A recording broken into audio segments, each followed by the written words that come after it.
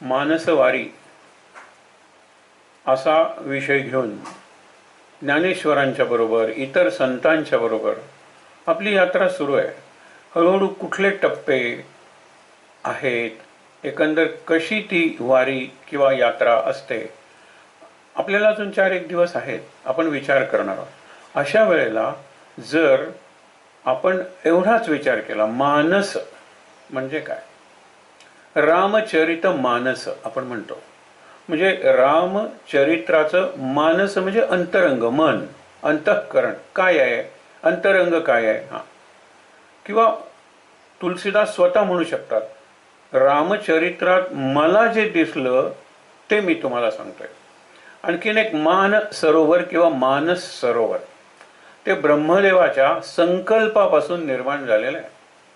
आणि म्हणून तिथून जी नदी सुरू होते तिला ब्रह्मपुत्रा म्हणतात ना.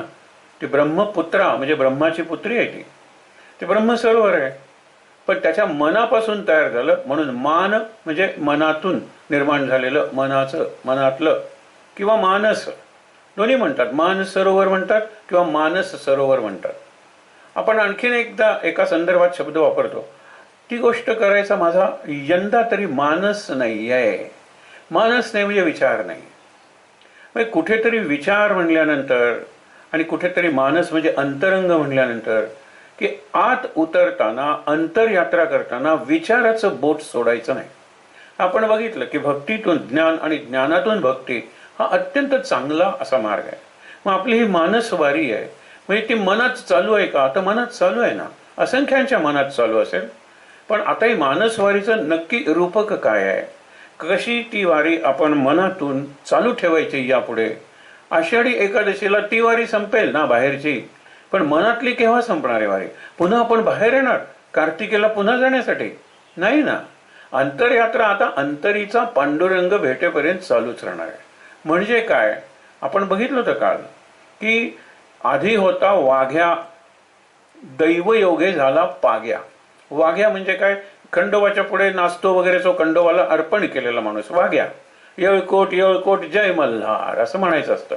आणि त्याला दैवयोगे झाला पाग्या म्हणजे घोडाची पागा असते, त्या पागेवरचा अधिकारी झाला, म्हणजे राज्याचा तो सेवक झाला एका अर्थाने.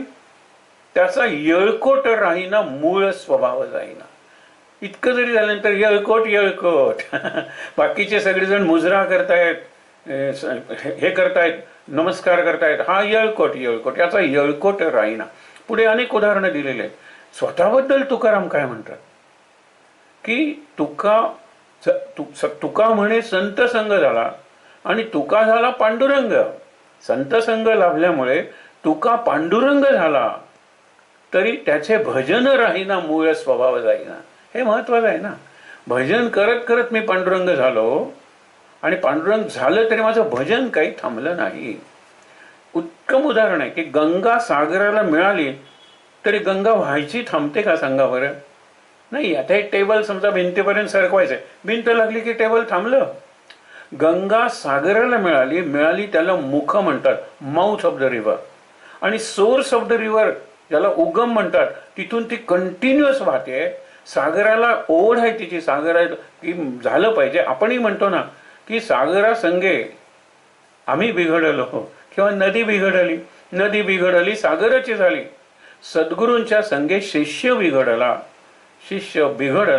सद्गुरूची झाला. हा सद्गुरू आणि परीस यांच्यातला फरक सांगताना सांगितलेला आहे. लोखंडासारख्या हलक्या धातूला, खालच्या प्रकारच्या धातूला परीस आपल्या स्पर्शाने सोनं करून टाकतो, पण परीस बनवत नाही.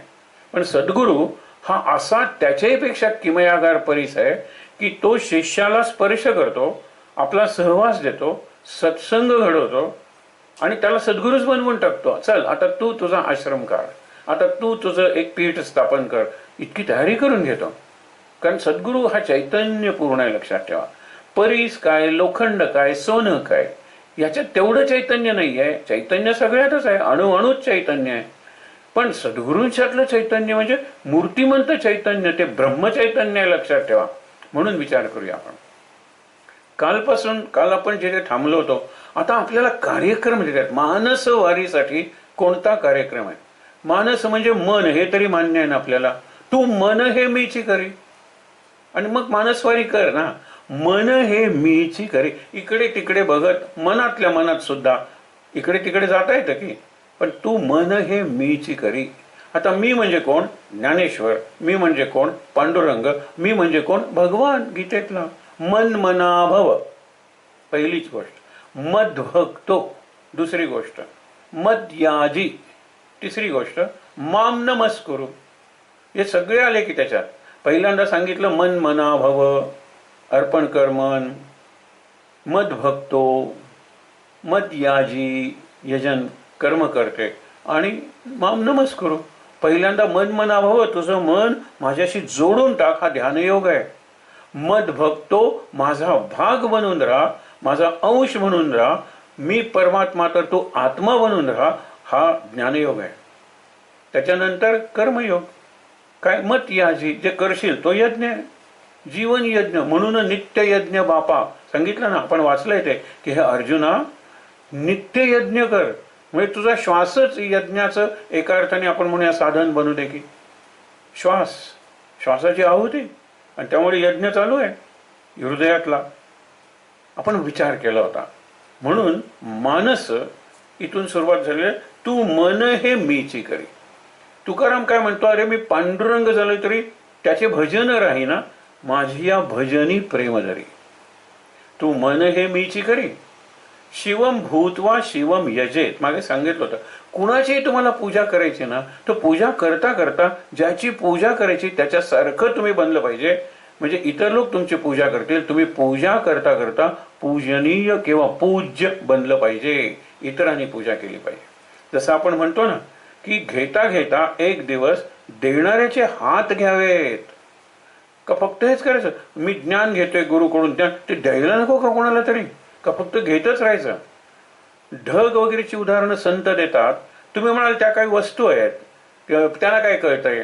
पण एक लक्षात ठेवा की वाफेपासून ढग तयार होतात, आणि ढगांना नक्की माहिती आहे की आपलं अस्तित्व म्हणजे सागराची सूर्याच्या उष्णतेने झालेली वाफ शेवटच्या थेंबापर्यंत ढग देतात. आणि ढगांचा मेघवृष्टी न्याय म्हणतात. संतांचा तसा असतो. म्हणजे मेघवृष्टी करताना, अरे हे चांगल्या माणसाचं शेत आहे, जरा जास्त पडू दे पाऊस. हे दुष्टाचं शेत आहे, जरा कमी पडू दे पाऊस. आता एका वडिलांनी पावसाला कोणती प्रार्थना करायची सांगा बरं?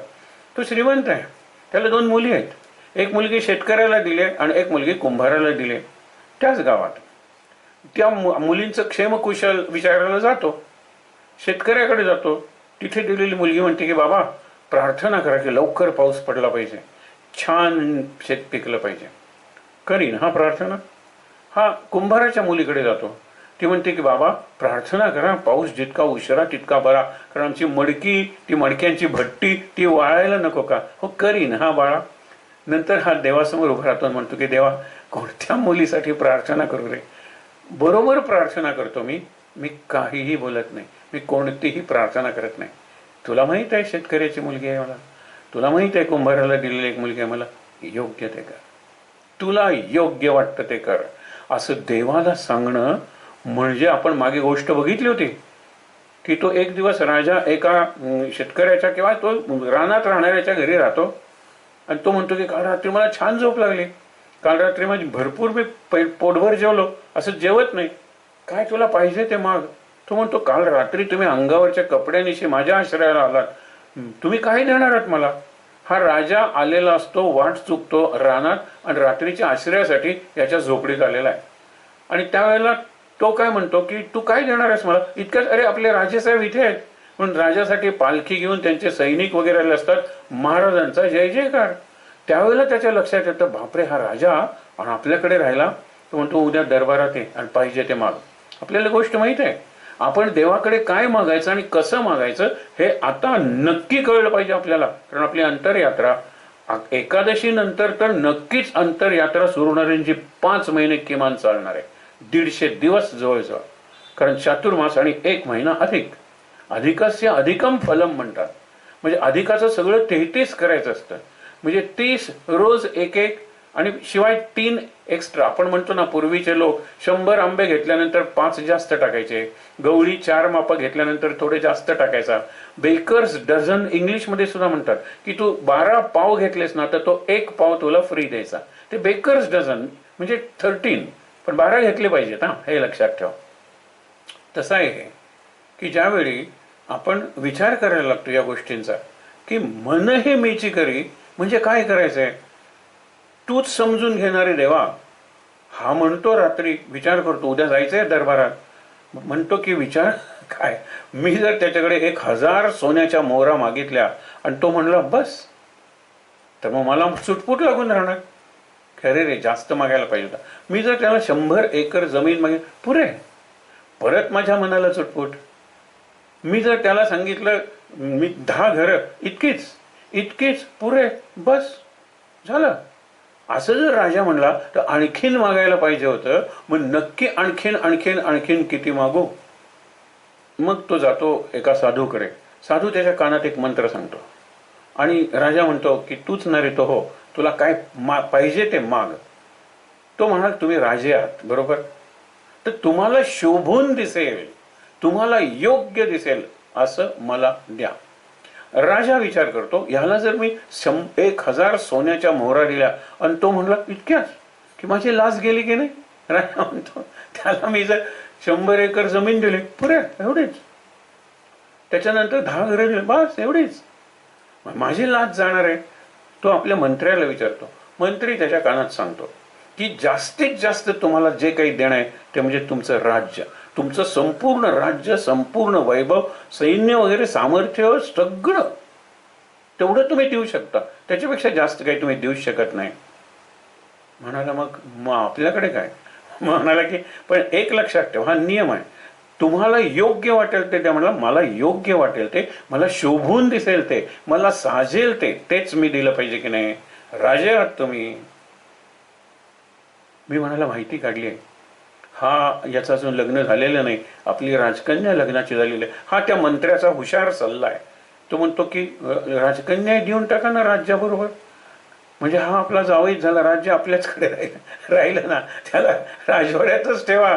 तो झोपडीत वगैरे राहतोय, त्याला कोणी नाही आहे या जगात. मी माहिती काढली आहे म्हणलं. गंमत बघा याच्यातला. त्या मंत्र्याचा हुशारी सोडा, पण त्यांनी मागितलंय, राजावर दडपण आलेलं आहे. तेव्हा देवा तुला काय, तुझ्यापासून काय लपून राहिलेलं आहे. तू सर्वज्ञ आहेस ना हो, तू सर्व व्यापी आहेस ना हो, तू सर्व साक्षी आहेस ना हो, तू सर्व शक्तिमान आहेस ना हो. मग माझा काय प्रश्न आहे, माझी काय अडचण आहे, माझी कोणती समस्या आहे, तुला कळतं ना हो. कोण म्हणते हो, देव म्हणतोय तुला योग्य वाटेल ते कर. मग देव असं एक चौकोन काढतो, जसे आपण कॅमेरा वगैरे अशी चौकट करतो की नाही, कॅमेऱ्याच्या रेंजमध्ये येते की नाही, तो चौकट काढतो. ती चौकट म्हणजे प्रारब्धाची, पुरुषार्थाची 4 चौकट, त्यात पाहता निज जीवनपट, प्रत्यक्षाहून प्रतिमा उत्कट, हे आहे ना. तसं ते प्रारब्धाची चौकट काढल्यानंतर देवाला ह्याच्यात जास्तीत जास्त काय देता येईल, प्रारब्धाच्या बाहेर नाही देव देऊ शकणार. आणि त्यामुळे तो विचार करतो की काय योग्य आहे. आता मी जर हे मागितलंय तर जे घडेल ते योग्यच समजलं पाहिजे ना. आपण मुजरिम हाजीर आहे परवा गोष्ट बघितली होती की तो त्या बाईला सगळं घर देऊन टाकतो की आता हे घर वगैरे भाड्याने देन, तू राहा ना, वेश्येचा धंदा सोड. काही वर्षांनी येतो त्यावेळेला तिने तिथे कुंटणखानाच काढलेला असतो. असंच घडतं ना. म्हणजे मी काय देणार कोणाला, मी देणारा कोण, ते घेणारे कोण, ठरवणारा सगळाच निराळा आहे. म्हणून हेतू ठेवू नका मनात आणि अपेक्षा ठेवू नका फळाची. कर्म करत राहा, करते वा करते वा. जसा तो पक्षी सांगतो ना, पेरते वा पेरते वा, पेरते वा पेरते वा, पेरत जा ना तुम्ही. विचार करा. आणि म्हणून काय, तू मन हे मीची करी, माझी या भजनी प्रेम धरी, सर्वत्र नमस्कारी मज एकाते. याच्यात एक गोष्ट राहिली ना, मन मना भव सांगितलं, मन हे मीची करी, त्याच्यानंतर सर्वत्र नमस्कारी मज एकाते, नंतर माझी या भजनी प्रेम धरी, मग याजी यजन यज्ञ, यज्ञ तुझं प्रत्येक कर्म झालं पाहिजे. ते पुढे सांगितलं, माझेनी अनुसंधाने देख, संकल्पू जाळणे निश्चयक, मत याजी चोख याची नाव. याजी मत याजी, यज्ञ कर, माझं नाव घेऊन यज्ञ कर, मला अर्पण करणारा यज्ञ कर. आणि मग काय होईल गंमत, संकल्प जाळणं. इकडे काय होतं, भर्जनम भवबीजन. भर्जन म्हणजे भाजणं. भाजणं निराळ आहे ना. म्हणजे तुम्ही हरभरा घातलात की फुटाणे मिळत होते, मके घातलेत की लाह्या मिळत होत्या, तांदूळ घातलेत की चुरमुरे मिळत होते ना तुम्हाला. ते निराळं भाजून काढा, म्हणजे पुन्हा परंपरा निर्माण होणार नाही कर्माची. किंवा ते रोप आलं, परत ते पीक आलं, परत ते तण काढणं आलं, परत त्याला खत घालणं आलं, सगळंच. बघा, निदान काही धान्याचं तरी तुम्ही प्रसाद कराच करा. इथे संकल्प जाळणे निश्शेष. निश्शेष म्हणजे एकही संकल्प तुम्ही ठेवू नका की जो माझ्याशी जोडलेला नाही. माझेनी अनुसंधाने देख. आपण अनुसंधानाच्या कितीतरी गोष्टी बघितलेल्या आहेत. म्हणजे डोक्यावर हंडे घेऊन जाणाऱ्या बायका, त्या वाटेल त्या चाहड्या वगैरे सासूच्या नणंदेच्या सांगत असतात आपल्या घरातल्या. पण त्यांच्या डोकं जरी हलवलं, सासूने सांगितलं ते काम करणार का, मी नाही म्हणले, पण अशा पद्धतीने हलवते की वरचा हंडा पडणार नाही. त्यांना अनुसंधान आहे. दुसरं अनुसंधान आपण बघितलं होतं खूप चांगलं, की ती धान कुटते, तिची मुलगी मुसळवर खाली करते, आणि हिचं लक्ष, अरे बघ दुसऱ्या बघ आतलं दूध ओतू जाते का, तुझे कालचे 4 आणे राहिले ना, ते आज दे. मी तुला काल 8 आणे द्यायचे राहिले होते ना, हे 8 आणे घे. तुझे 4 पाहिले आहेत ना, 4 आणे प्रमाणे 1 रुपया. हिशेब करते. मुलाला एक लहान आहे त्याला पाजते. तिकडे तिकडे सगळीकडे लक्ष आहे. आणि हे सगळं करताना मुलगी मुसळ वरती नेते खाली आणते, वरती नेते खाली आणते, कांडते ना. त्यावेळेला कांडलेलं बाहेर आलेलं परत त्या उखळात घालावं लागतं की नाही. मुसळाखाली आपला हात येणार नाही याचं तिला अनुसंधान आहे. तिचं लक्ष नाही आहे तिकडे. ती बरोबर व्यवस्थित करते. म्हणजे तिने रिदम असा आहे की वर गेलं हे करायचं, तिचा खाली आला हात बाजूला करायचा. पण ही सगळी कामं करताना तिला हे अनुसंधान आहे. हे फार महत्वाचं अनुसंधान आहे. महाराजांचं उदाहरण बघितलं होतं की अनुसंधान या विषयावर व्याख्यान केलेलं आहे एका विद्वानाने. समोरच्यानं विचार, महाराजांनी कसं वाटलं, नाही चांगलं वाटलं, काय म्हणाले ते मात्र समजलं नाही, कारण ते विद्वान बोलत होते ना. मग तिकडे गोदूत आहे का कोणतरी येतो, ते ये का गोद इकडे सांग, अनुसंधान म्हणजे काय. ती म्हणाली, समोरच्यानं जर काही कळलं नाही, मी तर येता जाता 4-4 वाक्य ऐकली, मला काय कळणार आहे, पण तू सांग ना. महाराजांनी ज्यावेळेला असे हात लावतात, चापट मारतात, डोक्यावर टप्पू देतात, त्यावेळेला आपली शक्ती तिच्यात होतात. त्यावेळेला त्यांनी सांगितले, मी 2:30-3 वाजता उठते, उठल्यानंतर सगळी झाडलोट करते, नंतर सडा घालते, रांगोळी घालते मंडपाच्या समोर वगैरे, सगळं हे सगळं सांगते. पण नंतर स्वयंपाक, नंतर वाढणं, नंतर उष्टी खरकटे काढणं, हे सगळं करताना आपला पदर ढळत नाही ना, इकडे माझं लक्ष असतं. आता किती निरनिराळ्या ऍक्टिव्हिटीज आहेत. लाकडं आणा, जमवा, स्वयंपाकात घाला, हे करा, वाढा सगळ्या लोकांना, खाली बसलेली पंगत आहे, माझ्या पदराकडे माझं लक्ष असतं. केवढं अनुसंधान आहे.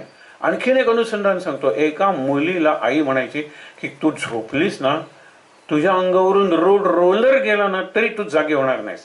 त्यावेळेला ते धाकटा मुलगा म्हणाला, आई रोलर गेल्यानंतर तू तरी जागे होशील का ग. अरे अशी म्हणण्याची पद्धत आहे की तिला किती वाजवा, आजूबाजूला आवाज करा, ती उठता उठत नाहीये. उद्या लग्न झाल्यानंतर सासूबाईने हाक मारण्यापूर्वी तू उठली पाहिजेस. आणि मूल झाल्यानंतर तर काय ग, ते पोर भुकीनं रडेल मरेल तरी तू उठणार नाहीयेस. ती हसली, म्हणाली, काय करू, असंच आहे. नंतर देवकार्य या घरात 100-150 माणसं आलेली आहेत. प्रत्येक खोल्यातून तरुण लोक पत्ते खेळतायत, हे करतायत, मुलं खेळतायत, सगळीकडे गदारोळ आहे. तिला मूल झालेलं आहे नुकतंच, काही महिन्यांचं असेल, 1-2 महिन्याचं, ते पाळण्यात आहे. आणि आईला मदत म्हणून ही एवढा मोठा भांड्यांचा ढीग घेऊन मागच्या अंगणात आहे. मध्ये हा सगळा तमाशा चालू आहे, सगळी जत्रा चालू आहे. आवाज येतोय, गोंधळ येतोय, भांडी पडतायत, सगळं होत आहे. मूल जरा केल्यानंतर ती तिकडे हात वगैरे धुवून धावत येते आणि मुलाला घेते. आई म्हणाली, का धावलीस ग, मूल उठलं ना माझं, पाजायला नको का त्याला. ती म्हणाली, आम्हाला कोणालाच ऐकवले नाही, मी तर पाळण्याच्या जवळच होते ना. ती म्हणाली, पण मला ऐकू येतं ना, तू म्हणायचीस ना, जाग येईल की नाही तुला. जाग आली, अनुसंधान आहे. म्हणजे मला हे पत्ते खेळताना भांडतायत, माझं लक्ष नाही. मुलं चेंडू खेळतायत, माझं लक्ष नाही. स्वयंपाकात भांड्यांचा आवाज होतो, माझं लक्ष नव्हतं. माझे सगळं कान आणि मन मुलाकडे होतं. अनुसंधान आहे, प्रेमातून आलेलं. मग आपल्याला भगवंताचं अनुसंधान का नको. माझेने अनुसंधाने देख, संकल्पू जाळणे निश्चय, मत याची चोख याची नावं, याला यज्ञ म्हणलेलं आहे. प्रत्येक श्वास जाऊ दे की यज्ञात. मी करतोय ते परमेश्वरात तुझ्याशी जोडणं आहे, हे तुझ्यासाठी आहे, तुझ्यात मिसळणं आहे, माझं मनच मी तुला अर्पण केलेलं आहे. एक रूपक आहे, त्याला निरनिराळी रूपक आहेत आपल्या उपनिषदात. हे एक धनुष्याचं रूपक आहे. देह हे धनुष्य आहे, मन ही त्याची दोरी आहे प्रत्यंच्या, आणि श्वास हे बाण आहे. आणा बरं हे चित्र डोळ्यासमोर. देहाचं धनुष्य, मनाची प्रत्यंच्या म्हणजे दोरी, आणि प्रत्येक श्वासाचा बाण. मग टार्गेट, लक्ष काय आहे? आत्मसाक्षात्कार, सद्गुरूंची प्राप्ती किंवा मुक्ती, समाधी, हे लक्ष आहे. म्हणजे प्रत्येक श्वास तिकडे जा, प्रत्येक श्वास त्या लक्ष्यावर जाऊन आपटायला नको का? रामाचं नाम घ्यायचं. रामाने सांगितलेलं आहे कैकेयीला, रामोद्विर नाभिभाषते रामोद्विर नाभिसंधते. रामाला एकदा बोललं की दुसऱ्यांदा बोलावंच लागत नाही. ती म्हणते तुझ्या वडिलांचं काय, मला वर दिले म्हणतात आणि आता ते वर मागू नकोस, दुसरं काहीतरी माग. तो म्हणतो मी राम आहे, नाही बोलणार दोनदा. जातो म्हणलं की मी वनवासात निघालो. आणि एकही लक्षात आहे, रामोद्विर नाभिसंधते, अभिसंधते. माझा बाण लक्ष्यावर एकदाच लागतो, लक्षात, मला दुसरा बाण मारावा लागत नाही. पण आपण इथे प्रत्येक बाण मारणार आहोत ना, आपण तरी दुसरा बाण कुठे मारणार आहोत? हा बाण निघाल्यानंतर काय तो पुन्हा मारता येतो का? नाही. प्रत्येक श्वासाचा बाण, मनाची दोरी, देहाचं धनुष्य, आणि मुक्ती हे लक्ष किंवा गुरूंची प्राप्ती, आत्मसाक्षात्कार हे लक्ष, हे अनुसंधान आहे. हे जमलं पाहिजे किंवा अभिसंधान आहे. जोडून राहायचंय त्या सद्गुरूंच्या पायाशी. पण अभि म्हणजे चांगलं, अभिनंदन, अभिवंदन म्हणतो ना आपण, लक्षात घ्या. याची नाव ऐसा मिया आथीला होसी, असं माझ्या आत तू आलास, माझ्या आत तू उतरलास.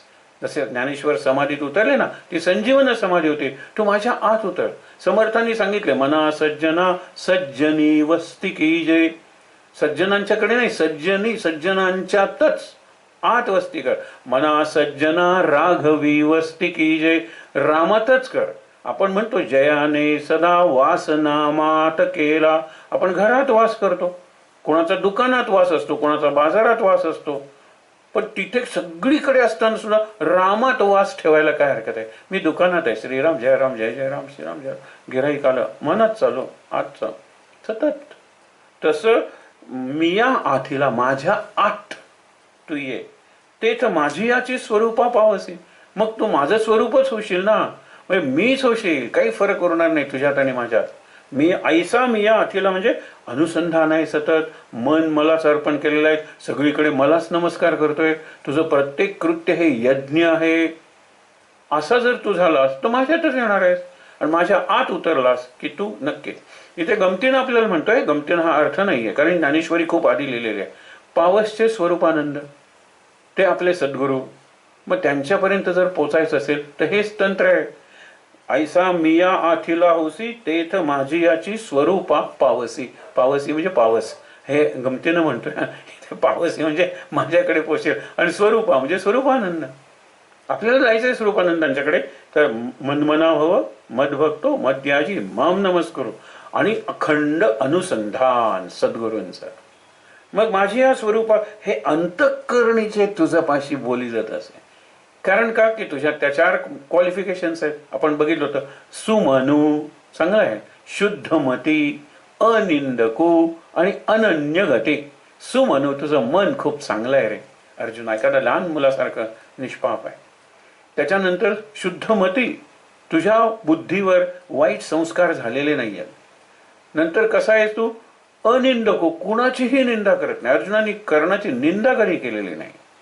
आणि अनन्य गती, पूर्णपणे मला शरण आलेला आहे.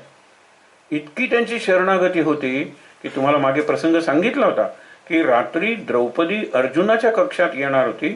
आल्यानंतर द्रौपदीला एक अहंकार आहे की मी प्रत्येक श्वासावर नाम घेते, कृष्ण कृष्ण कृष्ण कृष्ण कृष्ण कृष्ण. त्या दिवशी ती येते त्या कक्षात, अर्जुन गाढ झोपलेला आहे, ती दिवा लहान करते आणि तिला कृष्ण कृष्ण एवढं ऐकू येतं. ती म्हणते मी जर प्रत्यक्षात कृष्ण कृष्ण म्हणत नाही, हा आवाज या खोलीतून येतोय कुठून? म्हणून तिने दिवा पुन्हा मोठा केला, त्या आवाजाच्या दिशेने गेली. अर्जुन झोपला होता मंचकावर डोकं ठेवून, आणि त्याचे लांब केस, आपल्याला केस दिसत नाहीत, कृष्णाचे अर्जुनाचे लांब केस होते, मुकुटात घालतात ना ते केस, ते असे केस खाली त्यांनी मंचकावरून सोडले होते. आणि त्या केसातून कृष्ण कृष्ण असा स्पष्ट ध्वनी निघत होता, नाम होतं ते. त्यावेळेला ती म्हणली, हा इतका गाढ झोपलाय तरी सुद्धा हा कृष्णाचं नाम घेतोय, मी जागेपणी घेते. माझा अहंकार गेला. आणि अर्जुनाच्या केसातून काय होतं, त्याच्या शरीरात मावत नव्हता ना. तुकाराम तेच म्हणतात की अनावर वाचा झाली माझी, इतकं की मी थांबूच शकत नाहीये, जीभ कापली तरी मी थांबू शकणार नाहीये. माझ्या शरीरातून ते नाम बाहेर येते. प्रतीती रसाचा ओतला भाव, मला एवढी सगळीकडे पांडुरंग आहे, ही प्रचिती आलेली आहे की तो प्रचितीचा रस आहे आणि तो ओसंडून वाहतोय माझ्यातून. काय सुंदर आहे हे. म्हणून सांगितलेलं आहे, तू मन बुद्धी साचेसी. आता लक्षात ठेवा, मन बुद्धी चित्त परत परत उल्लेख झालेला आहे. ही मानसवारी आहे, ही मानस पूजनाची प्रोसेस प्रक्रिया आहे. आणि हेच गोंदवले की काशीचं कोणाचं तरी मानस दर्शन आहे. मानस दर्शन, मानस पूजन आणि मानस वारी म्हणजे मानस प्रवास. हा मानस प्रवास आहे. मानस प्रवास कसा, लक्षात घ्या. पुढे तू मन बुद्धी साचेसी, जरी माझी या स्वरूपी अर्पिसी. परत स्वरूपी आलं तरी मातेची गा पावसी, पुन्हा पावस आलं. ते लक्षात ठेवा. तू मन बुद्धी साचेसी, मन बुद्धी साचेसी अगदी खरेपणाने. माझी या स्वरूपी अर्पिसी, मला अर्पण कर ना. तरी मातेची गा पावसी, मलाच तू पोचणार आहेस, हे माझी भाक शपथपूर्वक सांगतो. मी शपथ घेतलेली आहे भगवंतानी. मी शपथपूर्वक तुला सांगतो की मन बुद्धी मला अर्पण कर की तू माझा झालासच. अखंड अनुसंधान ठेव की माझा झालास. मन मला अर्पण कर आणि सतत तू काय कर, जिकडे बघशील तिकडे मला नमस्कार कर. बस झालं, आणखीन काही नको. पण नंतर लक्षात येतं, अर्जुनाच्या चेहऱ्यावर प्रश्नचिन्ह दिसलं पाहिजे. कसं हे शक्य आहे, तुला मन बुद्धी चित्त दिल्यानंतर मी जगू कसा. म्हणजे अर्जुन तसा त्याचा सखा आहे, पण आता युद्ध करायचं ना. तुला मन बुद्धी चित्त दिल्यानंतर कसं युद्ध, त्याला वाटलं असेल. अथवा आता ही माऊली आहे, लक्षात ठेवा. सद्गुरू ही माऊली आहे आणि ज्ञानोबा ही माऊली आहे. तुला देता येणार नाही ना. अथवा मन बुद्धी सहित माझ्या हाती अचुंबित न शकसी देव. सगळं मन आणि सगळी बुद्धी सतत सर्व वेळ तुला मला देता येणार नाहीये, हे लक्षात ठेवा. बरोबर. तरी गा ऐसे करी. गा म्हणजे अरे वा, अरे असं कर ना, एवढं तरी कर ना. यया आठा पहारा माझारी. 8 प्रहर म्हणजे 24 तास म्हणजे दिवस. आठा पहारा माझारी. आता आपण हे गणित मागे बघितलं होतं, ते पुढे त्यांनी निराळा शब्द वापरले. 24 तास तुला मला देता येतील का. नाही नाही, शक्य नाही. टीव्हीला वगैरे द्यायला पाहिजेत, पत्ते वगैरे खेळायला द्यायला पाहिजेत, कट्टा असेल तर कट्ट्यावर जाऊन गप्पा मारायला द्यायला पाहिजेत. आणि मग उरलेले तुझेच आहेत की देवा.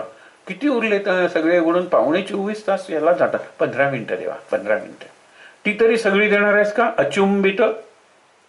मग विचार करू, नाही नाही नाही, सगळी अवघड आहे जरा, पण तरी सुद्धा देईन 15 मिनिटं. इथे काय आहे, 24 तास मला देऊ शकणार आहेस का. नाही.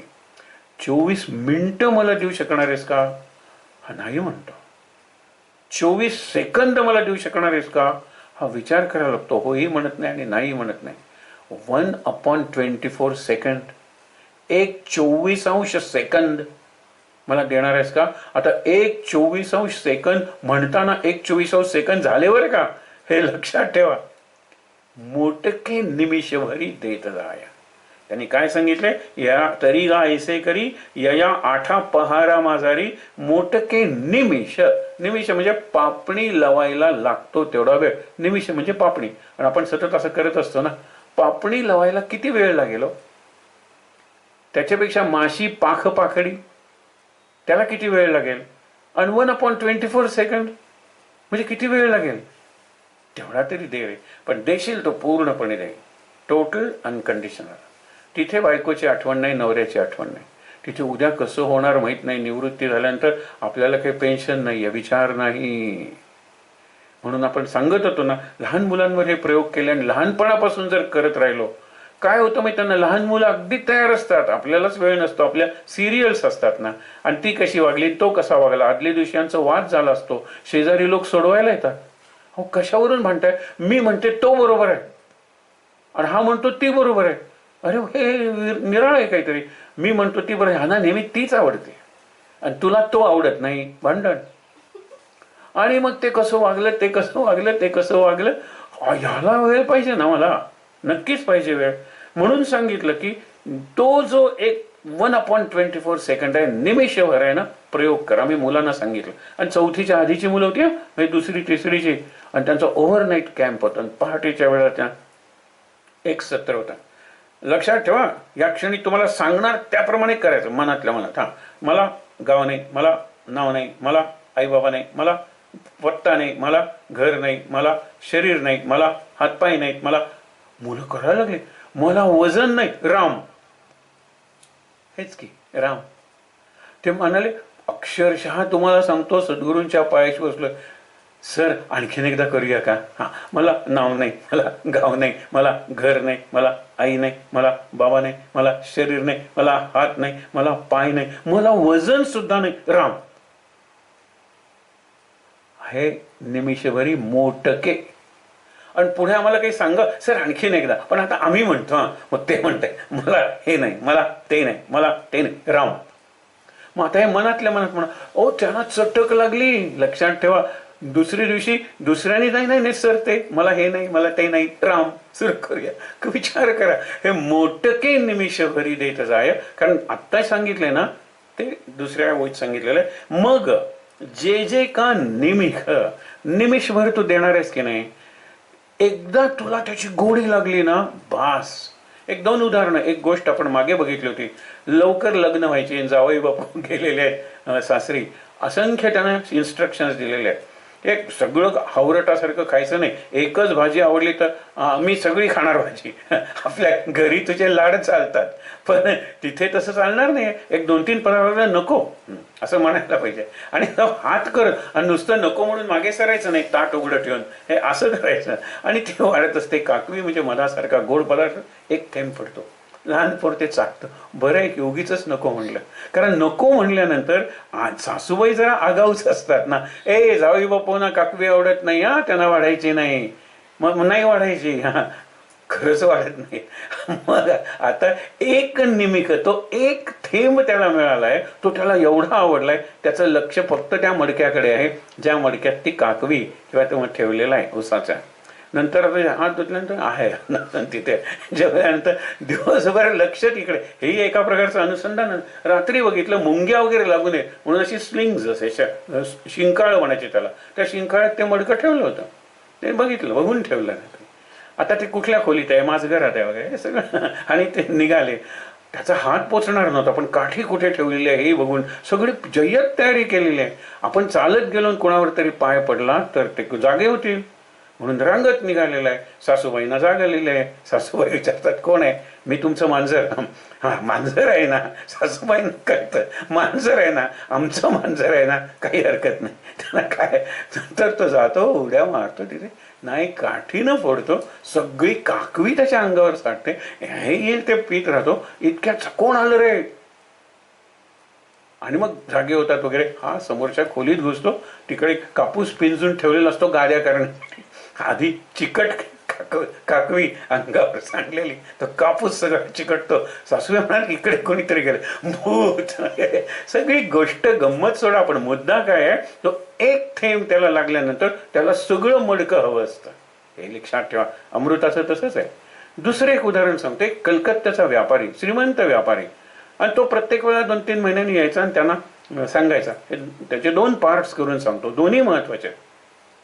एक दिवस म्हणला, रामकृष्णाने विचारलं, काय उदास करे, तुला काय कमी आहे?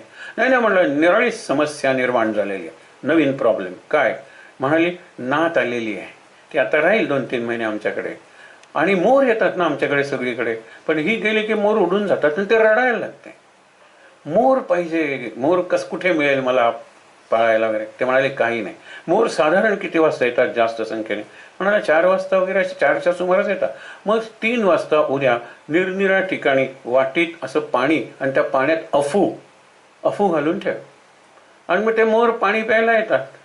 नंतर त्यांना त्या अफूची एवढी सवय लागते. मोरानं सुद्धा तेवढीच. 4 वाजले की ते नंतर हे पीत असेल ते पाणी संपे तोपर्यंत मोर हलत नाही. हे पोर जातं, त्यांचं पिसारा ओढतं, एखादं पीस ओढून काढतं, त्याला समाधान. मोर हलत नाही ना. 4 वाजता मोर येणार, कारण ते अफूचं भरलेलं पाणी. विचार करा. इथे काय सांगितले, मग जय जय का निमिख देखेल माझे सुख, ते तुले अरोचक विषयी घेईल. एक एक त्याला एकदा आवडलं माझं नाम की त्याला नामाची एवढी चटक लागेल, आणि जेवढा माझ्या नामात तो रंगत जाईल, गुंतत जाईल, तेवढं विषयातलं त्याचं लक्ष बाहेर निघेल. तो म्हणेल की पत्ते खेळायला नाही मी हे करतो, नाही कमी, तुम्ही बघा वगैरे, क्रिकेटची मॅच आहे ना, उद्या हायलाईट्स बघेन, मला जप केला पाहिजे, मला देवासमोर बसलं पाहिजे, मला हे इतकी ध्यास लागतो आपल्याला. हा अनुभवाचा विषय, अनुभवाचा. आणि अनुभव प्रत्येकाला येतो, हे मात्र मी थोड्याशा अनुभवावरून सांगतो, अपवाद नाहीच याला. पण केलं पाहिजे. मला जर ती गोष्ट आवडायला लागली ना थोडी जास्त, अरे जास्त केल्यानंतर आणखीन आवडते ना, आणखीन आणखीन आणखीन, मग पुढे त्याच्यातच डुंबत राहावंसं वाटतं.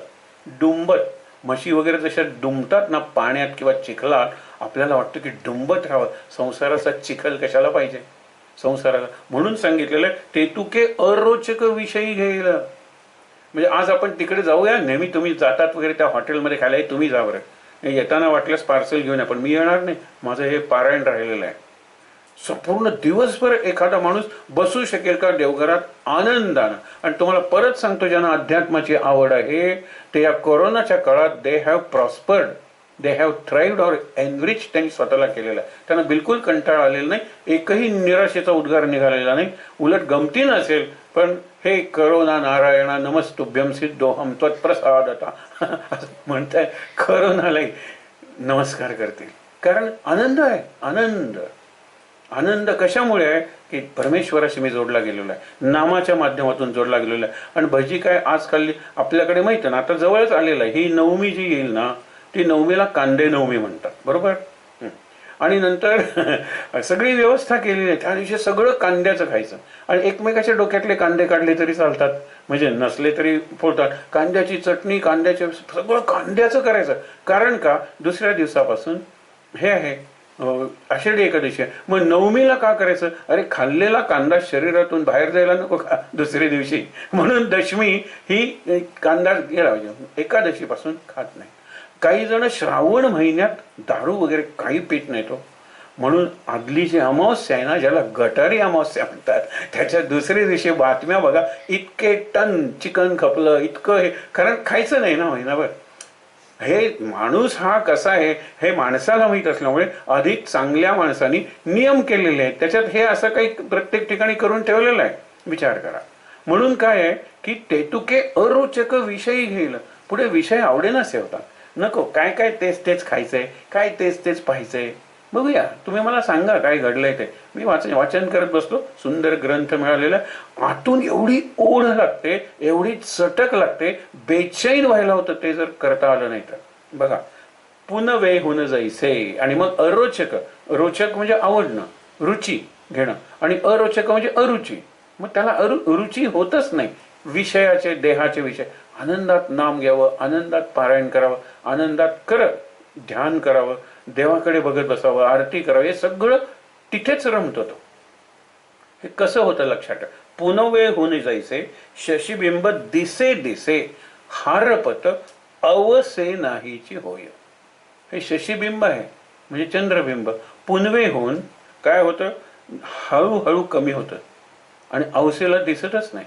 आपण मागे बघितलं होतं ना की आपले गुण आहेत ना त्यांचा विकास करायचा, आणि आपले दुर्गुण आहेत ना त्यांचा विनाश करायचा. आपण दोन गोष्टी बघितल्या, त्या गोष्टी परत सांगत नाही. एक ती राणी तुम्हाला माहिती आहे की जिने बैल उचलला होता. तो पैलवान येतो आणि म्हणतो मी निराळच काहीतरी बैल आणा, एक बैल उचलून दाखवतो 3दा.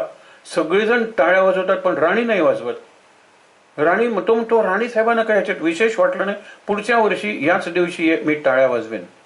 काही हरकत नाही, राणी साहेब जोपर्यंत टाळ्या वाजवत नाहीत तोपर्यंत मला बक्षीस पुरस्कार नको.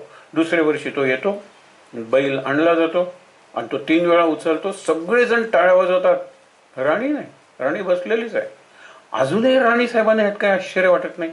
म्हणल्यानंतर राणी उठते, पायऱ्या उतरून खाली येते सिंहासनावरून, आणि ती 3दा बैल उचलते.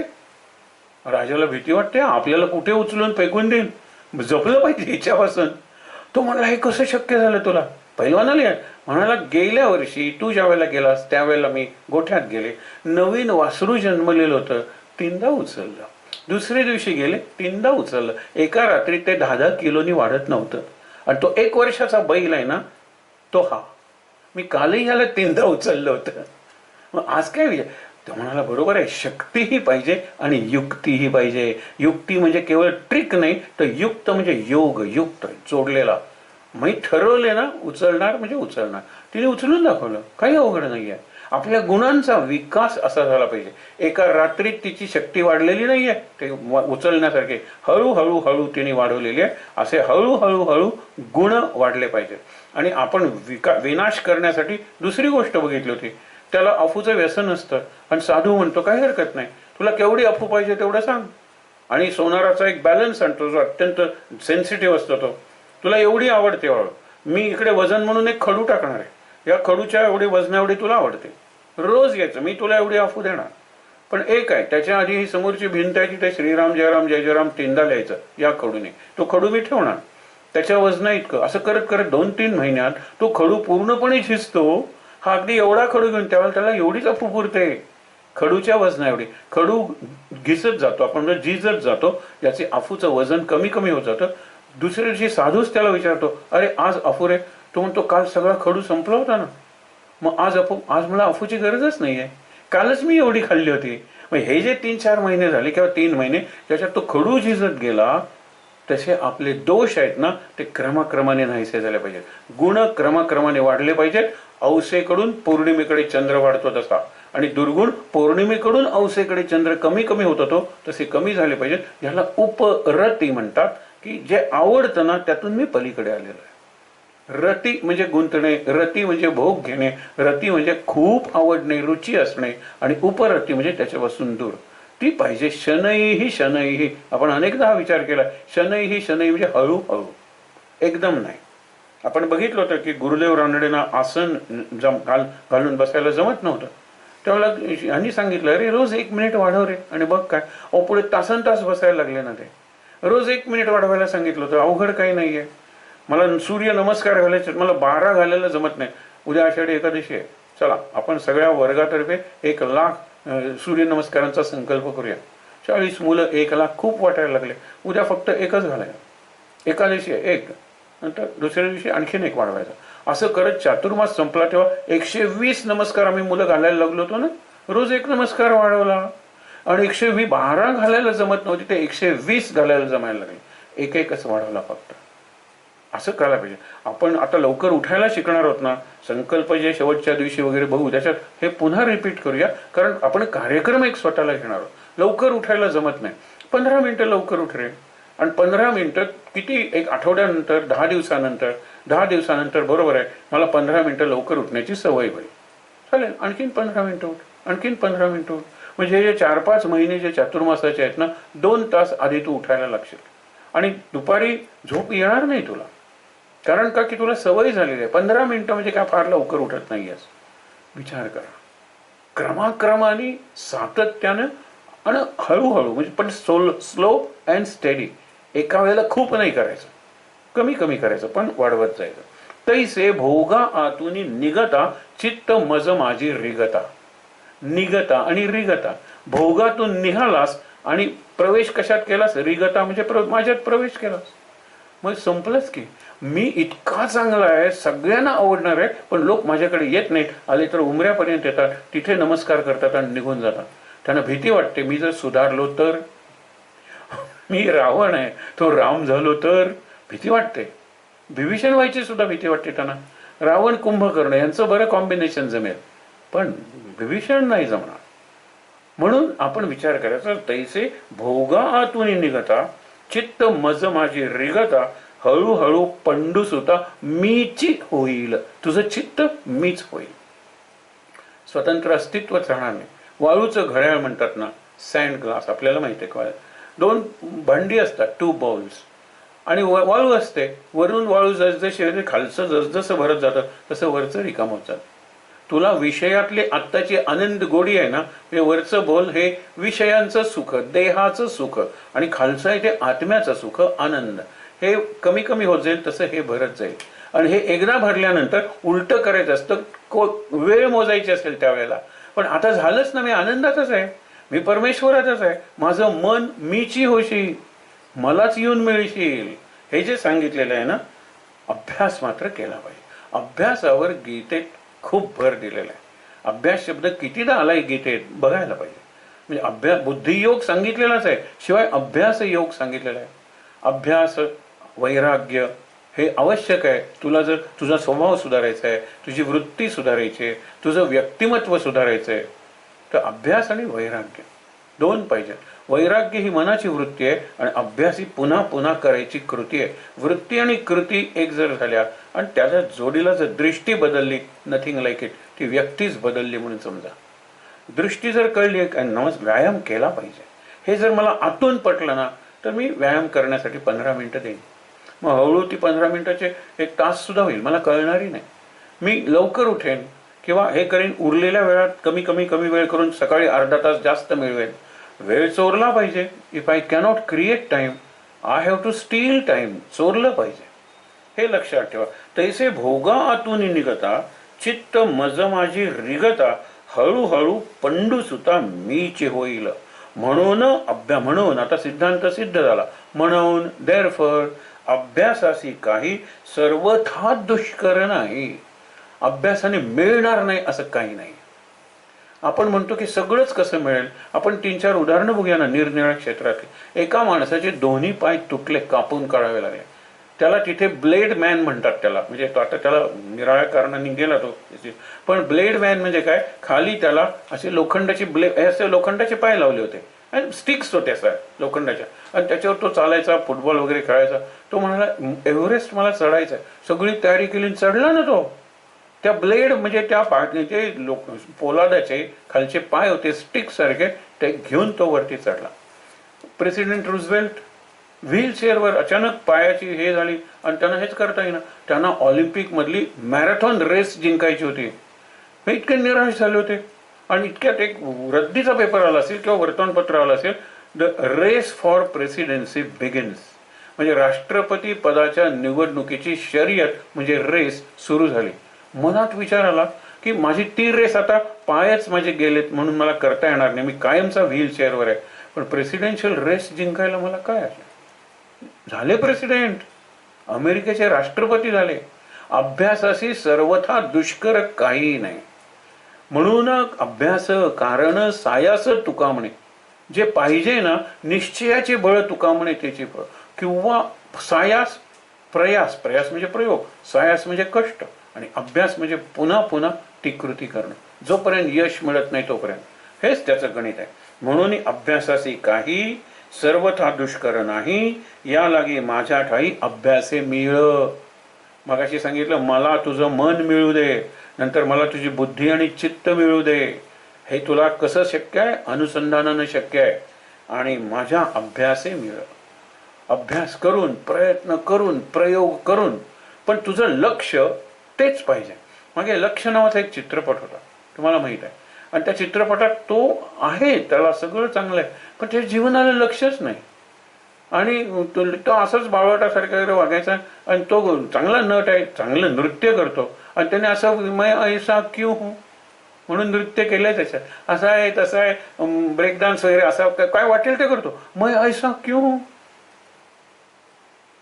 त्यावेळेला ती एक पत्रकार त्याच्या जीवनात येते आणि ती म्हणते तुझ्या जीवनाला लक्षच नाही.